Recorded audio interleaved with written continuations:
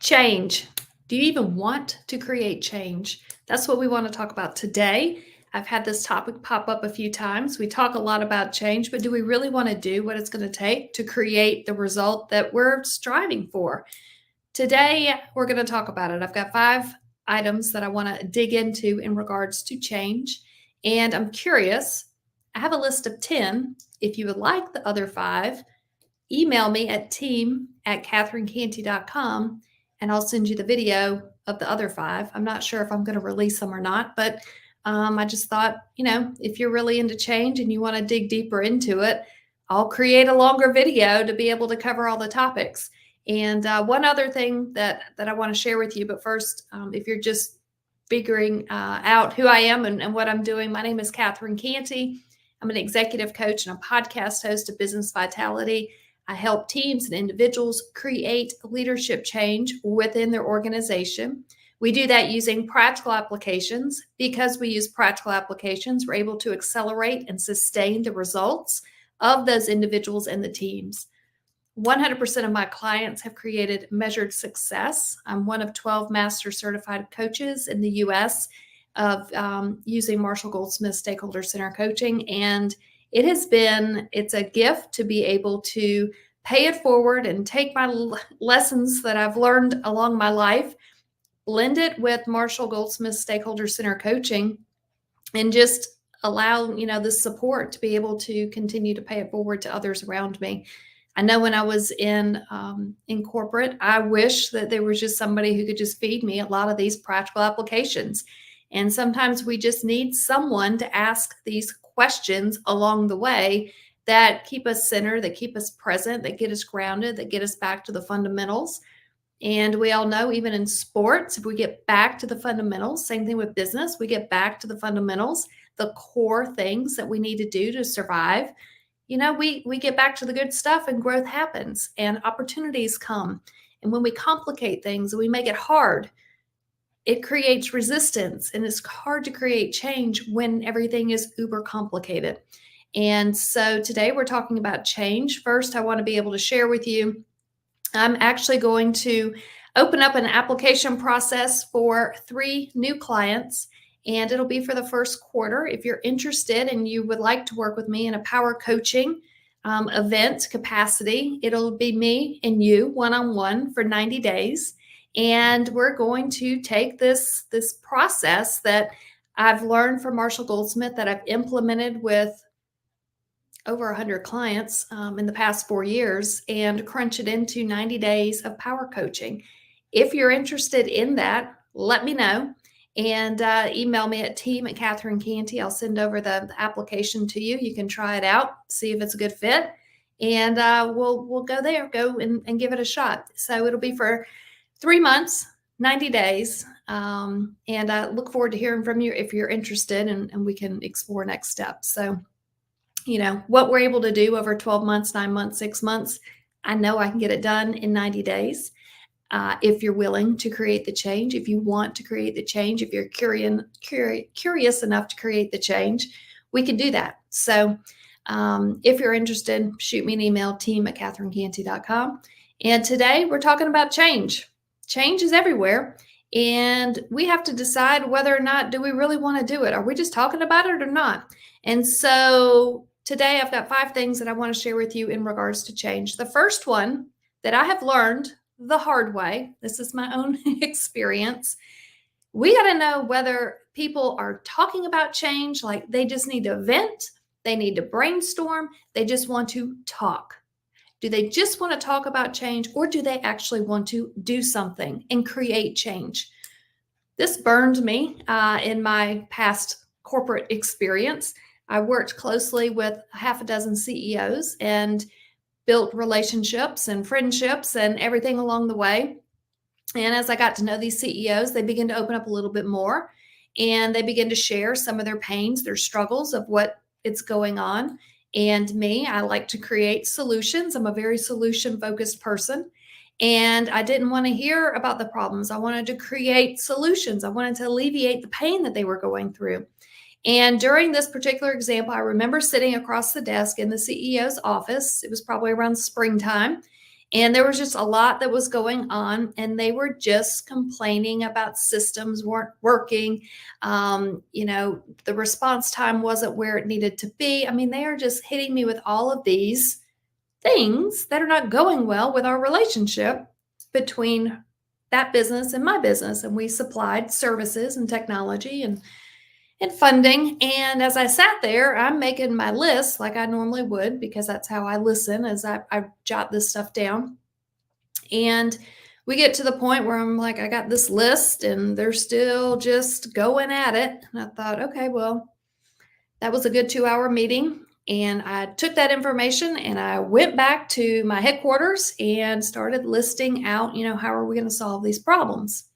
Well, a few days pass, and I'd already began to elevate things within the organization that I worked for. And I get a phone call from the CEO, and they said, I appreciate you listening. And I understand you saw how frustrated I was, and I appreciate that you wanted to help solve and create solutions. But that was just me venting. I didn't really want to do anything about it. I just needed a vent session. And I was like, well, I kind of wish I had asked this question, a week ago when I was listening to all the problems, and they were legitimate problems that were taking place. But they also knew it was the course of business, and it was just things were going to work out over time, but they needed someone to vent to. And so they came to me as their point of contact and started talking. And I took it and I ran with it. And as a result, I've got people now back at the corporate office upset with me because they're hearing about their failures, perceived failures. I've got a CEO who's not happy with me because they thought that we were just venting and brainstorming, and I thought we were there to fix problems because I wanted to alleviate the pain that they were going through. And now I'm kind of stuck in there going, now what do I do? Like, I've already opened up this can of worms. So we, simmered down what the perceived problems were, allowed some space to be able to take place for these things that were popping up for them to settle down or simmer down. And we just allowed a little bit of time, a little bit of space. They didn't all get 100% resolved. But the lesson that I learned through this whole change opportunity, me sitting across the table from the CEO, was very simply figure out if this person is talking to you, are they talking and venting, or are they actually wanting to create a solution to the problem? Big difference, huge difference.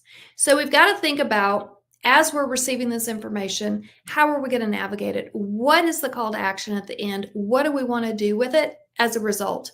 And so going forward, what I ended up doing was, before I would leave an office of a CEO, and it's usually CEOs because they got a lot on their plate and they do not get fantastic, happy emails all day long. That's a whole nother conversation for later. So what they do get are problems, and I would sit in the room with them and listen to their problems. I quickly learned to ask the question, do you want to vent, or do you want to do something about this? More often than not, they just needed to vent. They needed somebody they could trust. They needed somebody to be able to talk to be able to release that stress. That has proved to be helpful for me from that day forward. Even last month, I had a conversation with an executive, and they were giving me feedback on a leader. And at the end of the call, they simply said, that feels great. I got it off my chest. And I said, okay, so are we going to do anything about it? Or are we going to just, let it all kind of simmer out over the next 6 months? He said, I just need you to know the background. And it's going to just kind of work itself out over the next 6 months. I don't need you rolling in there with a hammer, fixing it overnight. And we all know that fixing things overnight doesn't create sustainable change. So this continues to pop up in my life over and over again, working with executives, figure out, are they talking about just needing to vent, or are they talking about, we actually need to solve the problem? Big difference happens at that level. When we are growing leaders within the organization, we need them to solve problems. When we're at the executive strategic level, big difference. We got to ask what the difference is and which direction that we're heading into. So that's the first thing that I want to talk about in regards to change and creating change. Do we even want to create change? That's the first thing. Do we even want to create change? So the second thing that I want to talk about, share with you in regards of change, and do we even want to be able to create it, is considering, does the pain of same hurt more than the pain of change? And so we've got to figure out, does it hurt enough where we are right now to finally do something about it? Think about it. I mean, if it doesn't hurt bad enough, we're probably not motivated enough to do something about it. As we go through the holiday season, sometimes our pants that have buttons and zippers on them begin to get tight. They're not yoga pants. We got to put pants on with zippers and buttons and get back into the office in January. Sometimes those pants hurt. Sometimes it hurts enough to actually have a salad at lunch instead of another cheeseburger and fries. And I love my cheeseburger and fries, but sometimes the pain hurts enough and we're like, oh, I got to rein this thing back in. And so asking ourselves, does the pain of same hurt enough for us to actually get through and to create change? And then a lot of times it just doesn't hurt enough. We'll just figure out, we'll buy stretchy pants and it'll be fine. I'll just wear all black and wear stretchy pants. Like, I just don't want to change. That's okay, but we got to figure it out. But the day will come when something hurts enough that we need to create change. If you followed my work, you're familiar with my broadband example. And the broadband example is when I asked for a group of community leaders to come together with a very diverse background, political contacts, medical contacts, agriculture contacts, education contacts. They all came together, a room full of 20 people. They didn't know me, but I knew to ask the question. And this ties back into communication and really streamlining the ask. The ask was, do we need reliable broadband for our future? They realized that they couldn't continue doing the exact same work. They couldn't have the community doing the same thing because they knew that without broadband, reliable broadband for our future, that we were going to be missing out. So that pain of change hurt enough. The pain of being in this world without internet hurts enough that we're willing to see, what do we have to do to create the change? And as a result, they ended up, everybody chipped in money that, from budgets that don't have money, to be able to afford the mapping, to be able to afford for us to be able to reach out to the telecommunications partner, for them to respond to the RFP with a community that has the backing to be able to support this telecommunication company. As a result, we were able to receive $12.1 million in federal and private funding in order to help close the broadband gap. But we had to realize that for us to grow, it was going to hurt a little bit, but not as bad as if we stayed. If we stayed without the internet, it was going to get really uncomfortable. We had to create change, but we had to work with our local leaders and collaborate together in order to create that change. If I had walked in there and said, do we need reliable internet? They'd probably say yes, but like, we've got to be able to break this out and keep it simple and get back to our practical applications and be able to be able to educate and be able to work with others in order to create this change. So my name is Catherine Cantey. I'm an executive coach and a podcast host of Business Vitality. I work with teams and individuals to create measured leadership change. We do that by using practical applications. Because we use practical applications, we're able to accelerate and sustain results. 100% of my clients have been able to create measured success. And for the month of December, I'm taking applications to be able to work with me. If you want to work with me one-on-one for 90 days in a power coaching engagement, and I will be able to teach you these practical applications one-on-one so you can navigate through your career, through your opportunities that are in front of you. If you're interested, shoot us an email at team@catherinecantey.com, and I'll share that application with you. So today we're talking about the difference and do we want to be able to create change? And the third thing that I want to be able to share with you is to be able to start the change. It's quite simple. To start change, I need you to pull out a pocket mirror. I need you to go into the bathroom and look in the mirror. I need you to turn your camera on your phone, reverse the lens, and look back at it. The only person that could create change is looking back at you in the camera, is looking back at you in the mirror. That's where the change starts.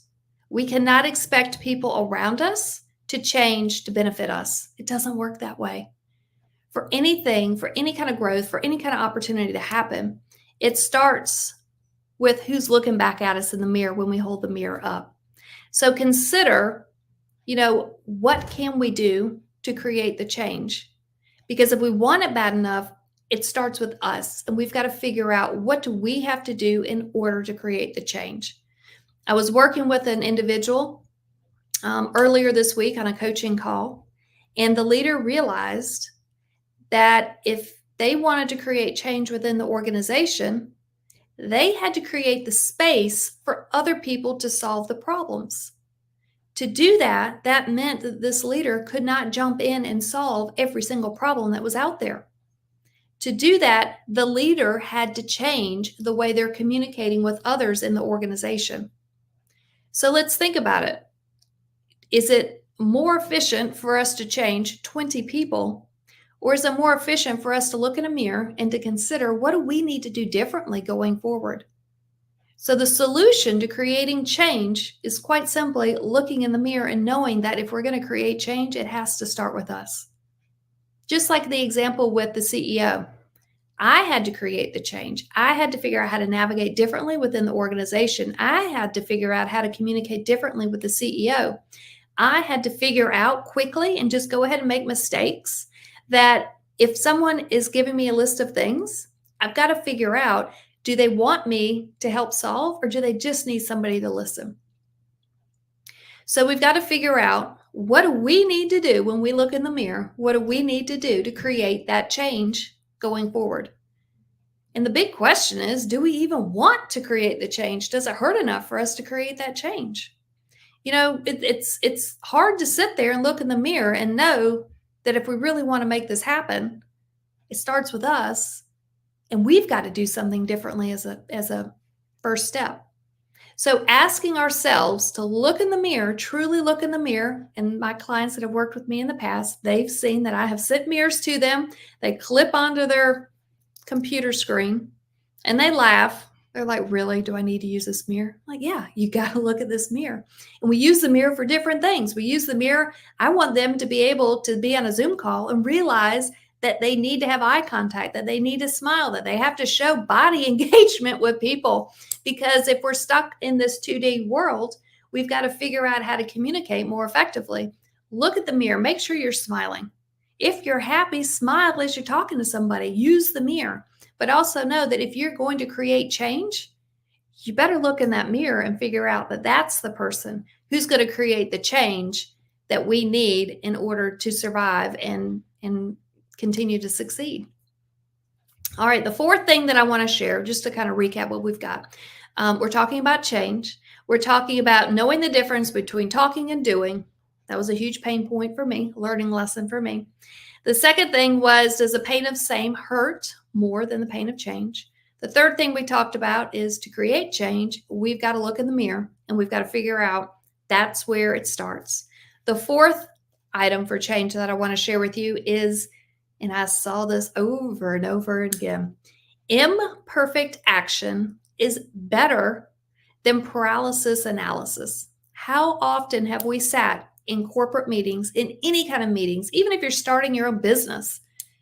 We can sit here and move papers around the table all day long. We can have a meeting before the meeting. We can have the meeting. We can have a meeting after the meeting. And all we're doing is looking at stats and looking at figures and looking at whatever it is. At some point, we got to make a decision. And knowing that whatever imperfect action we're going to make is the right action, because what we're doing is we're taking one step forward. We're moving ahead. Otherwise, we're staying stagnant where we are, and we're not going to create the change. So understanding and becoming aware that analysis paralysis is going to hold us back. And yes, you may need to do some research. You may need to do a little bit of reading. You may need to dig into some things, and that's okay. But at some point, draw the line in the sand, get over that line in the sand, and make a decision. And know that whatever you do, it will be imperfect. It will not be the best thing you've ever done. The first video that I shot is pretty bad, but they're out there. And I look at them and I just shake my head. And even this one is probably not my best video. But I know that I've got to keep showing up and I've got to keep recording and I've got to keep sharing because I'm hoping, and research shows if you just keep doing this over and over and over again, you will get a little bit better. So I'm hoping that maybe year 5, year 6, year 7, it's going to be a little bit more free flowing and better than the first video that I started making 4 years ago. And I look at it and you just cringe and you're like, ugh, good. I mean, is that the best I had? Yeah, that was the best I had then. But if I never took the first step, I wouldn't even be here.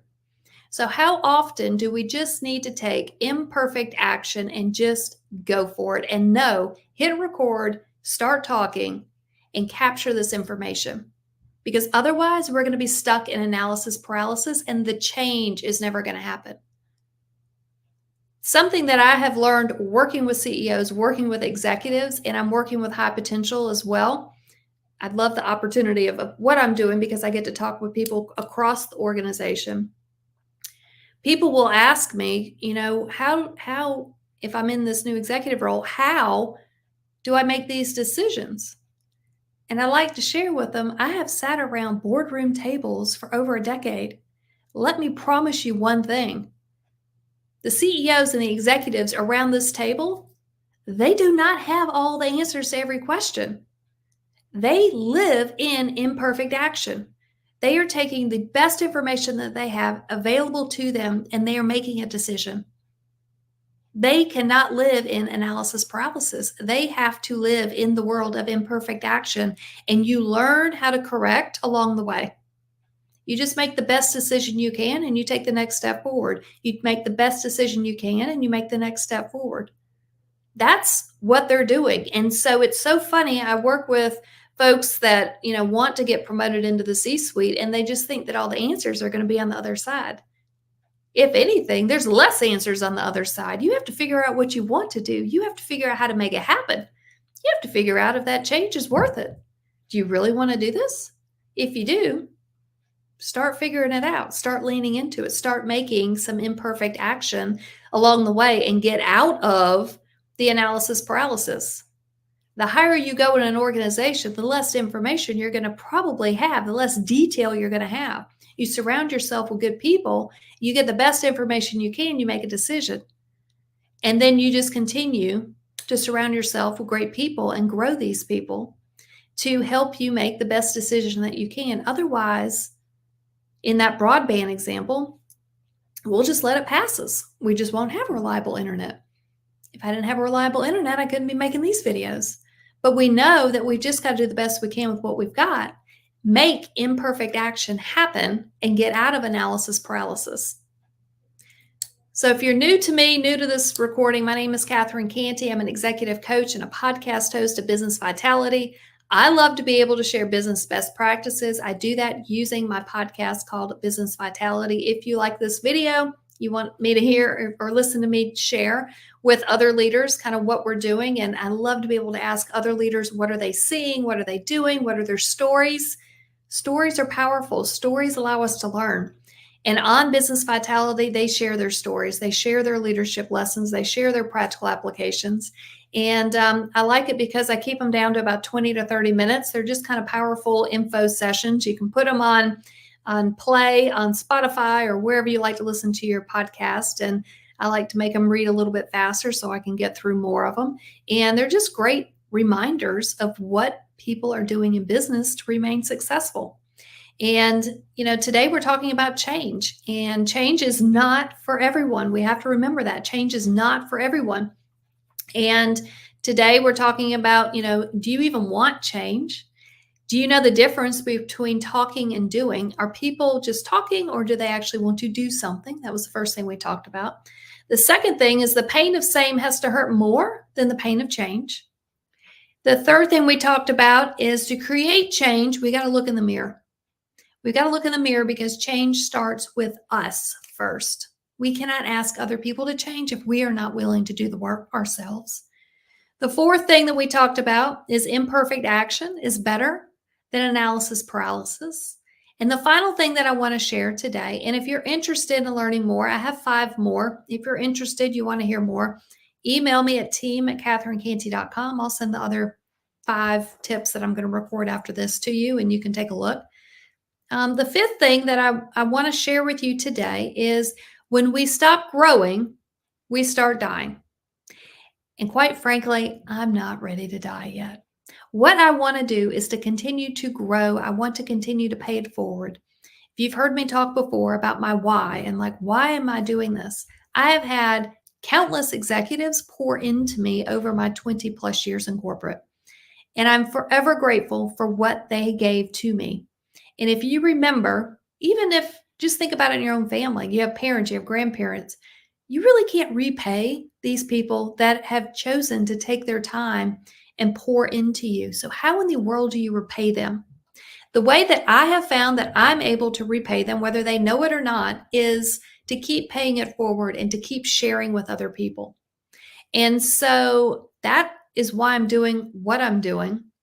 I want to be able to take these lessons that I've learned, the 20 plus years in corporate. I want to take what Marshall Goldsmith taught me with stakeholder center coaching and his other great coaches.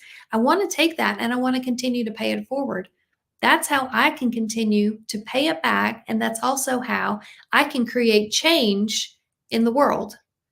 If it's one person, if it's just me, that's implementing leadership coaching, that's one thing. But if I can teach hundreds of other people how to lead more effectively and to create measured sustainable results using practical applications, that's huge. To be able to create better leaders, not just managers but better leaders, that's huge. And so when we stop growing, we're not changing and we're not evolving. And so for us, we need to, if we really do want to create change, I ask you, how are you learning? Where are you learning? And how are you going to continue to pay it forward? How are you going to take this information and give it to somebody else? Because it's going to create conversations, it's going to create growth, it's going to create change that's bigger than just one person. It's bigger than just you. It's bigger than just me. It's going to be sustainable. It's going to create, accelerated results if we do this right. If we use the right practical applications, it will accelerate. It will sustain the results. And it's a gift to be able to take what we've learned from these incredible mentors and sponsors along the way and to be able to give it to the next person. That creates change bigger than anything that we can imagine. My name is Catherine Cantey. I'm an executive coach and a podcast host of Business Vitality. Today, we talked about change. I love working with teams and individuals in order to create measured leadership change. We do that using practical applications. Because we use practical applications, it is sustainable and it is accelerated. 100% of my clients have created results as seen by those around them. And if you are interested, for the month of December, what I'm doing is opening up for applications. I'm only got spots for 3 people to be able to do power coaching for 90 days. I'm going to crunch all this stuff in to 90 days. And we're going to have meetings, you and me, one-on-one. And we'll be able to meet and be able to have coaching calls. And as one client shared yesterday, I closed out a coaching call. I said, what do you want me to keep doing, not do? What do you want me to do? And they said, what you do well is, and I need you to keep doing that. So please know that for 90 days, I can get your feedback and we can tailor practical applications to your unique needs to be able to set you up for success for that first quarter. If you're interested, email me, email my team at team@catherinecantey.com. We'll send you the application. You can take a look at it, complete it, and we can see what kind of power coaching we can do with you. And again, it's you and me working together one-on-one for 90 days. And I know that the leaders that I've worked with in the past, they've been able to create measured success as seen by people around them, not necessarily what I think, but the people around them within 90 days. And if you're interested, let us know. Email me at team@catherinecantey.com, and we can see if it's a good fit for us to pursue that. Also, I've got 5 more change topics, ideas that I'd be happy to share with you. If you're curious about those, shoot me an email at team@catherinecantey.com. I'm going to finish making this video. And if you'd like to get that video, shoot me a note at team@catherinecantey.com, and I will send you the other 5 topics on creating change. And until next time, thank you so much for being here. I hope you have a fantastic rest of your day. Bye.